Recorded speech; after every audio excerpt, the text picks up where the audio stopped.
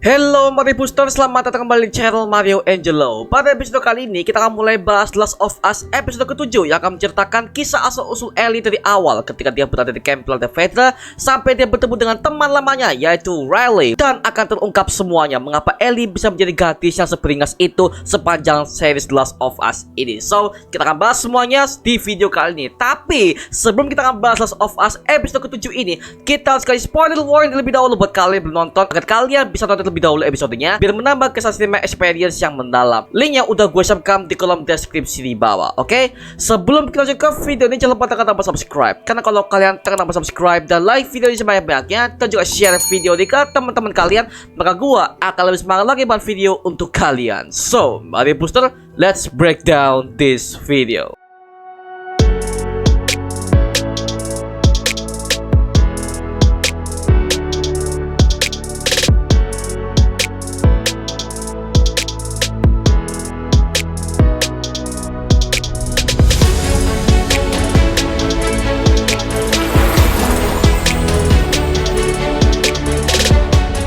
Melanjutkan dari episode ke-6, setelah Joel terluka akibat para penjara yang hampir menangkap mereka di markas Firefly kemarin, akhirnya Ellie membawa Joel yang terluka ke tempat yang aman untuk memberikannya perawatan sementara. Lalu dia mencari kotak P3K yang bisa dimanfaatkan untuk mengobati luka Joel. Nah, di saat Ellie sedang mencarinya sambil dia merasa takut kehilangan Joel, dia tiba-tiba teringat dengan masa lalunya ketika dia pernah kehilangan seorang yang sangat ia sayangi. Beberapa bulan sebelum dia bertemu dengan Joel untuk mulai petualangannya, Ellie berada di sebuah camp pelatihan Fedra yang dimana Ellie tumbuh menjadi seorang remaja yang sangat keras. Hal ini dikarenakan lingkungannya juga keras dalam pelatihan camp Fedra ini, Pak ya. Suatu hari ketika dia berlatih untuk berlari sambil membawa sebuah Walkman di telinganya agar dia bisa menikmati lagunya tanpa merasa boring ketika menjalani latihan, tiba-tiba salah satu temannya yaitu bernama Bethany melakukan perundungan terhadapnya. Lalu Ellie yang gak terima akan hal itu langsung mengajarnya dan terlibat sebuah pertarungan antar mereka berdua. Kemudian Ellie dipanggil ke hadapan petinggi dari Fedra, Cabang Buster yang bernama Kapten Kwong, untuk meminta sebuah penjelasan sebenarnya apa yang terjadi. Lalu Ellie menjelaskannya semua dari awal bahwa yang memulai semuanya ini adalah Bethany. Kemudian Kapten Kwong memberikan sebuah penjelasan yang sangat tegas bahwa Ellie sudah beberapa kali ini terkena masalah ini.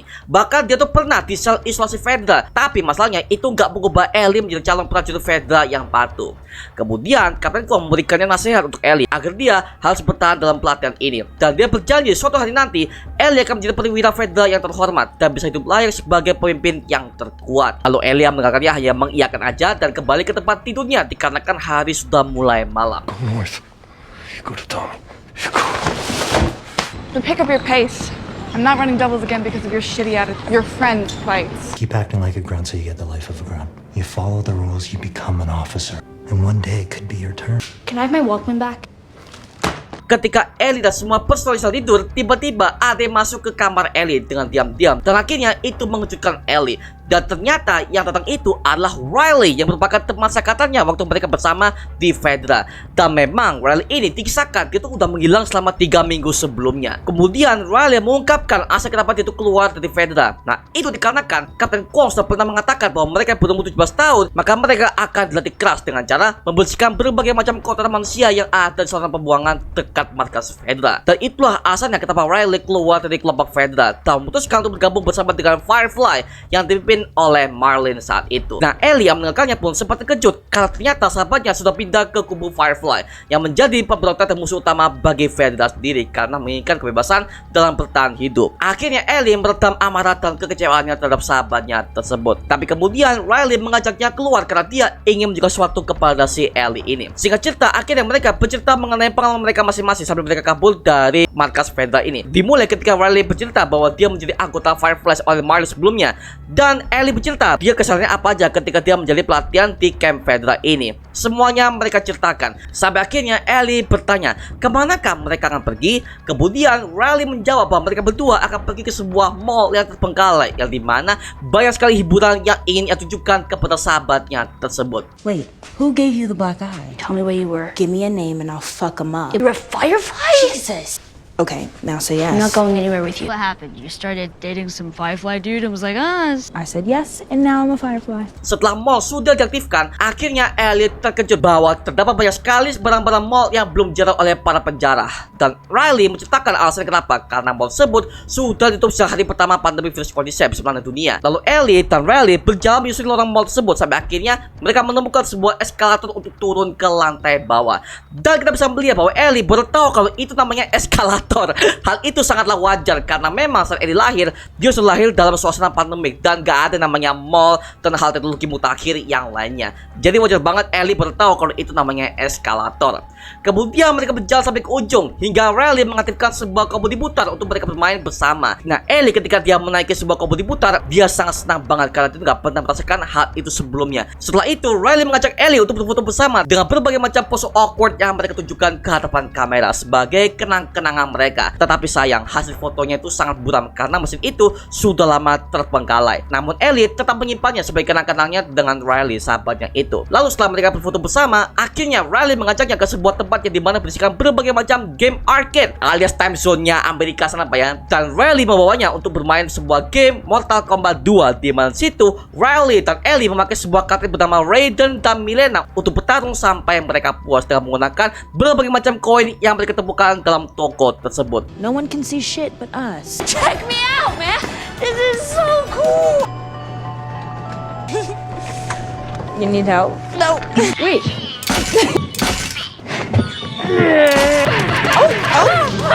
Okay, that was pretty cool. Tapi di satu sisi lain ketika mereka sedang asik bermain, ternyata di dalam sebuah toko pernak-pernik heroin ada satu infected yang masih hidup di sana dan dia mendengarkan sebuah kegaduhan yang ada dalam mall tersebut. Dan infected tersebut siap untuk mengasa Ellie dan Riley yang berkeliaran dalam mall tersebut. Nah, setelah mereka asik bermain, kemudian Riley mengungkapkan asa kenapa itu mengajak Ellie ke sana untuk bersenang-senang. Karena malam itu adalah malam terakhir bagi Riley untuk berada di Boston. Nah, ini karena kan besok Riley sebagai anggota baru Firefly akan ditugaskan ke pos QC Atlanta. Nah, Ellie yang mengetahui hal itu sangatlah kecewa dengan Riley. Kenapa dia itu nggak memberitahukannya dari awal. Kemudian dia dengan seenaknya pergi meninggalkan si Riley sendirian di sana dengan penuh rasa amarah dan sedih karena harus kehilangan temannya tersebut. Tapi Riley menghentikan jalur Ellie dan dia ingin menunjukkan sebuah pertunjukan terakhir sebagai kenang-kenangan terakhirnya bersama dengan Ellie. Lalu akhirnya mereka berdua berdansa bersama di atas sebuah etalase sambil diiringi sebuah musik dari Walkman milik Ellie. Tak lama setelah itu, karena mereka tahu bahwa mereka akan berpisah, Ellie dan Riley akhirnya berciuman dan mereka ternyata sampai akhirnya mereka mendengar sebuah gaduhan dan suara yang sangat mengerikan yang ada di balik tirai hitam tepat berada di depan mereka. Lalu Riley dengan sigap mengeluarkan pistolnya karena dia tahu apa yang ada di balik tirai tersebut. Dan ternyata benar, ada salah satu infected yang mengejar mereka dan kemudian berusaha untuk memangsa mereka berdua. Tapi sayangnya ketika Riley ingin menembaknya, pistolnya terjatuh dan infected pun terus mengejar mereka berdua. Nah, setelah mereka bertarung bersama melawan infected tersebut, akhirnya Ellie menggunakan pisau yang ada di sakunya itu dan menusuk bagian kepala infected tersebut sampai akhirnya infected pun tewas di hadapan mereka. Tak lama setelah itu, ternyata mereka baru menyadari kalau Ellie dan Riley terinfeksi akibat gigitan dari infected tersebut. Nah, karena putus asa, maka Ellie menghancurkan semua barang-barang yang ada di sekitar tempat itu untuk meluapkan emosinya karena dia sangat takut akan berubah menjadi salah satu infected yang sudah ada di sana. Shut up. You made a second one?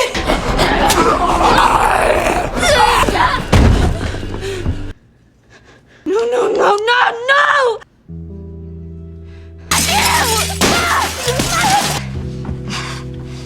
Setelah itu, Riley memberikan sebuah jalan pintas terakhir. Nah, cara yang pertama yaitu dengan mati dengan cara menembak diri mereka sendiri menggunakan pistol milik Riley, atau cara kedua yaitu mati sebagai infected dan menggantikan jamur Cordyceps untuk mengambil alih tubuh mereka. Kemudian mereka berdua pun duduk bersama dalam kesedihan dan mereka menangis bersama-sama. Kembali ke masa depan, setelah Ellie mengingat semua memori terakhirnya bersama dengan kasihnya Riley, akhirnya Ellie mencari ke dalam sudut ruangan rumah tersebut untuk mencari jarum dan benang agar dia bisa menjahit luka Joel yang makin parah.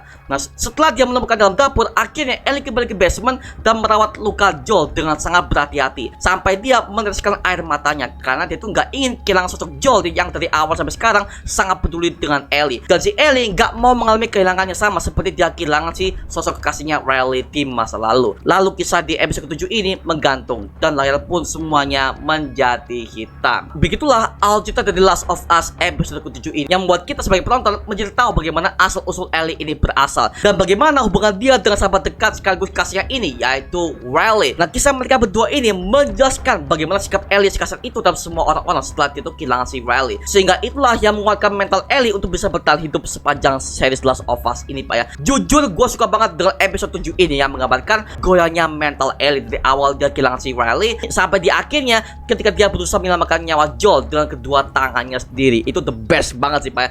Dan memang ada unsur pelanginya ya. Dan lagi-lagi ini masuk akal karena mereka dalam keadaan dunia sudah hancur karena pandemik virus Cordyceps ini, Pak ya. Jadi ya kondisi seksual mereka dan hasrat mereka itu udah kacau. Sama seperti Last of Us episode ketiga yang menampilkan hubungan cinta asmara antara Bill dan Frank yang begitu vulgar. Menurut gua itu adalah adegan yang diperlukan untuk menunjukkan kepada para penonton bahwa inilah yang terjadi jika seandainya dunia udah hancur, semua moral dan hasrat seks itu udah nggak karu-karuan, Pak, seperti itu ya. Dan itu juga terjadi di Ellie dan Riley di dalam episode ke-7 ini, Pak. Meskipun nggak terlalu vulgar seperti di episode ketiga kemarin ya. Kayak lagi ya, gua ngomong seperti ini bukan karena gua tuh mendukung adanya LGBT ya, enggak ya. Asalkan adegan itu dibutuhkan untuk kebutuhan cerita, ya menurut gua nggak masalah, Pak. Karena itu lagi-lagi udah tepat ratingnya itu adalah untuk dewasa alias R-rated, Pak ya. Jadi buat kalian yang masih di bawah umur, sarankan ditemani oleh orang dewasa atau orang tua, Pak ya. Atau jangan dulu deh karena ini benar-benar vulgar banget sih untuk Last of Us series ini, Pak ya. Seperti itu, oke? Sekarang kita akan mulai breakdown detail apa yang kita temukan dan kita akan coba bandingkan dengan versi gamenya.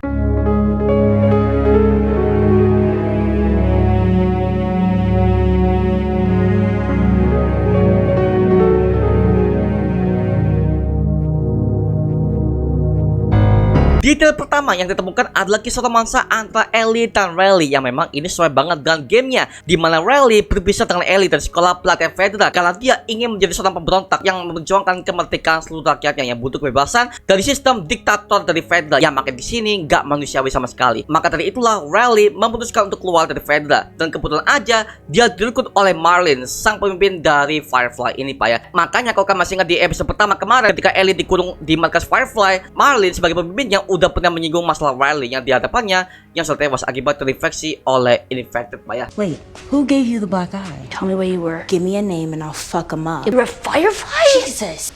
Okay, now say yes. I'm not going anywhere with you. What happened? You started dating some Firefly dude and was like, ah. I said yes, and now I'm a Firefly. And look like your mom? No, you're not. Why would terrorists dump me with Fedra? Because it's where you'd be safe. A terrorist? Was Riley a terrorist? Because you have a greater purpose than any of us could have ever imagined. Nah, setelah gua cek di Twitter kemarin, ternyata banyak banget yang bertahu kalau Ellie itu adalah seorang lesbian, Pak. Aduh, anjir. Ya, memang dia tuh adalah seorang lesbian. Bahkan memang hubungan Ellie dan Riley itu juga seperti itu kok di gamenya. Dan itu persis banget dari awal sampai akhir. Itu semua itu unsur banget dengan versi gamenya, Pak. Seperti itu ya. Itu.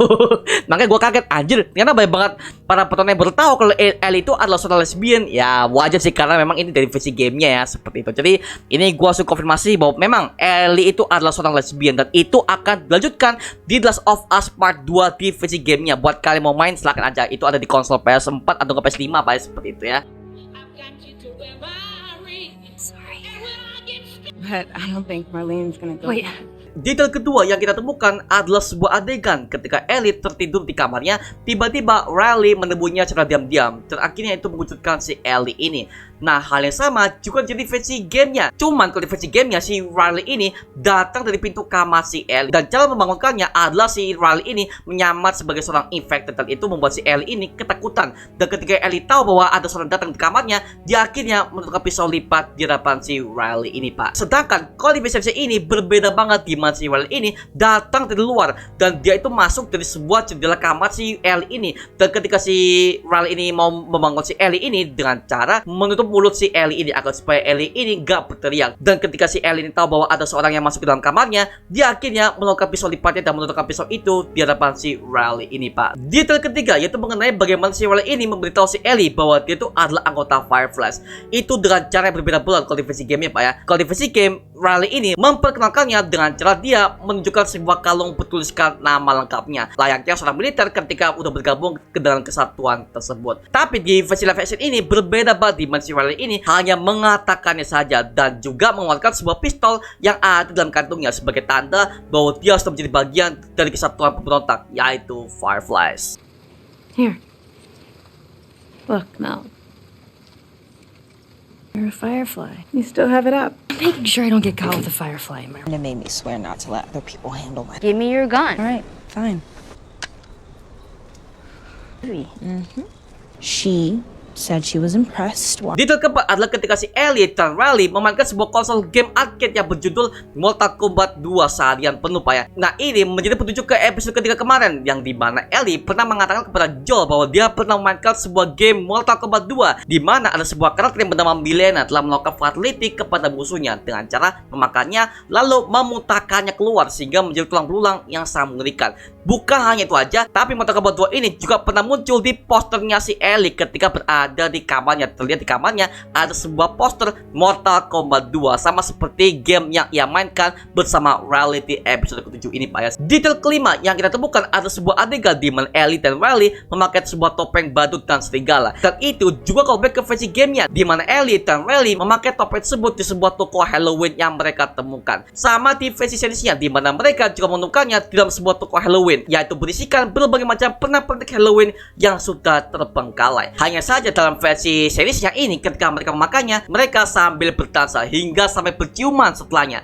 Sampai akhirnya mereka diserang oleh salah satu infected yang berusaha untuk memangsa mereka, Pak, seperti itu. Detail keenam yang kita dapatkan adalah scene ketika Ellie mencari sebuah obat untuk Joel. Itu gak semudah seperti dalam versi seriesnya, Pak ya. Dimana kalau di versi gamenya itu Ellie itu mati-matian ketika dia mencari kotak P3K untuk menjahit luka Joel hingga si Ellie sampai melewati badai salju dan harus menghadapi beberapa infected yang berkeliaran di sana. Sampai akhirnya Ellie menemukan kotak itu di sebuah bangkai helikopter yang sudah membeku akibat badai salju tersebut, Pak ya. Untuk next episode kemungkinan kita akan diperkenalkan satu geng kanibal yang akan dipimpin oleh David. Dan sebenarnya kemunculan mereka ini udah ada ketika mereka menusuk Joel dengan pisau dan kabur dari Universitas Colorado kemarin.